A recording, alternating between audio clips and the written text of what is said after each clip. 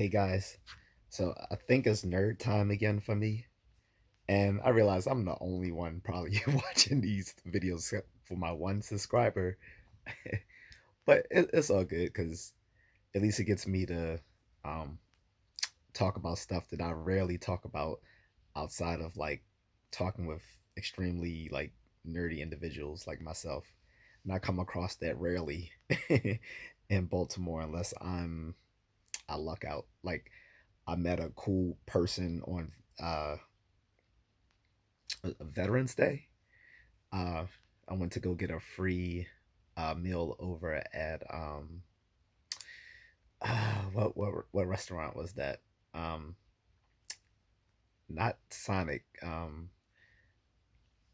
I can't remember, but it's not important. So I wanted to talk about something that most people would think would be indefendable, and that's nihilism. Yes, I'm actually going to speak in favor of nihilism. Most people see it as a point of dread, like, uh, it life doesn't matter, everything is dreary. Um, it's just this rabbit hole to oblivion. But um, I'm going to defend a version that Friedrich Nietzsche himself proposed. He wasn't really a proponent of nihilism, but he's attached with the concept because he mentioned it so much in some of his writings.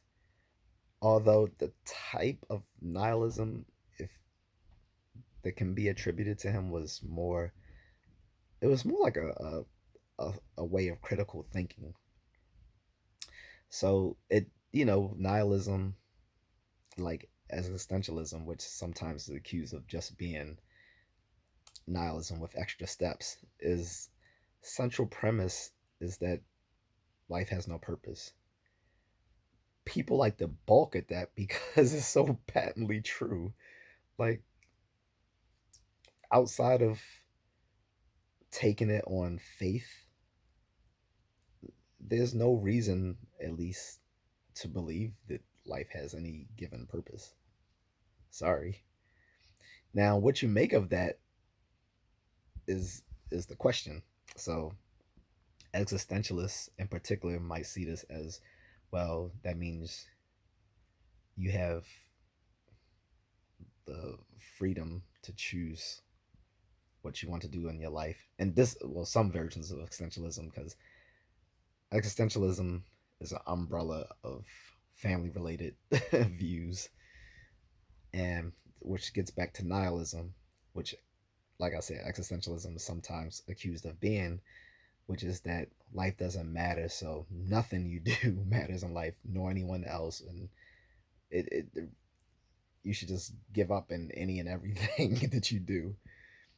But that's that's the jury side. That's, you don't have to take nihilism in that vein, where life doesn't matter. Woe is me.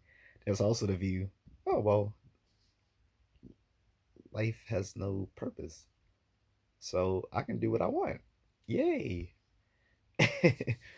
You can take it in that vein, but to look at it from a more of a critical thinking perspective, which is what I think Nietzsche was actually attempting to do, is that he saw it as, okay, well, in his time and even now, you have people, whether you have big business and corporate um, entities, political leaders, religious leaders, and now I guess you say you can talk about social media influencers, stuff like that, all vying for your attention, all trying to get you to believe one thing or another. And when you look at it from the perspective of a sort of positive nihilism, that is to say, well, life doesn't have any particular purpose or meaning. So these people who want me to buy into these beliefs that they hold, what is it and what's in it for them for me to accept these things? And you look at it, it gives you a more critical perspective. Like, Are these religious leaders wanting me to buy into their system to give them more leverage? These political leaders, why do they want me to vote for them, to send them, to support them with money, to accept their agenda when they're in office? What's in it for them? Like, because clearly there's really no meaning in anything that they're talking about. So why should I accept it? When you look at it from that perspective, it makes you more critical in what you accept and what you don't accept. That's the power of positive nihilism, is that it makes you less susceptible to credulity. You won't be taken in as much by folks who have an agenda. Why should I accept this advertisement that I'm seeing every day on YouTube? Okay. Um, why should I buy this product that I'm being inundated with? Why should I believe what my family members telling me when they get this or that from me believing them? Why should I believe that? So that's the way you should look at it. And now, understandably, Nietzsche is a controversial figure even within philosophy. The problem is that, I mean, let's be honest, he wasn't the greatest of philosophers, but he made some great points, if not great arguments. But he clearly made some great points. However, he lived in a time in the rise of fascism, and his writings have been unfortunately attributed to fascism, not by he himself, but his sister. His sister was an ardent supporter of the Nazis and a fascist, and so she willingly took his writings when he passed away and lent it to these fascist leaders and let them make complete straw man of the stuff that he said. So it's his arguments have given quite a bit of support to fascism over the years, which I'm pretty sure he would have been on his deathbed um, angered about, because he wasn't a fascist. He didn't support fascism. And I remember for a long time I disliked the guy myself because I thought he was a supporter of fascism, and nothing could be further from the truth. Now Martin Heidegger, yeah, he was a big supporter of fascism.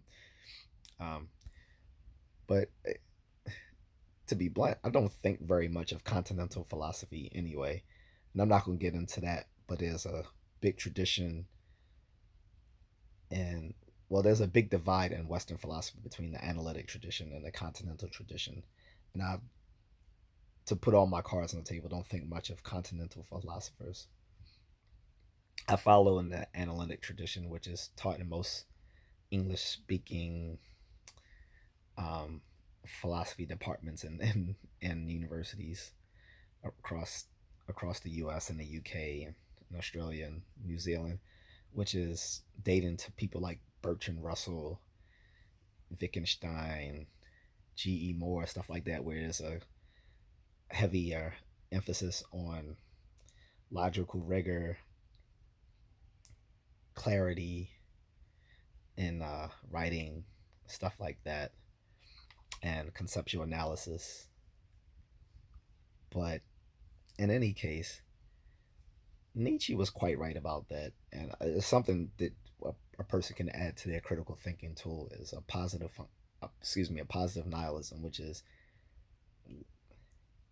outside of taking it on faith, life has no purpose. And so when people want you to buy into these different value systems, what's in it for them that you should accept it? That's all I'm saying. But I'm just a contrarian, guys.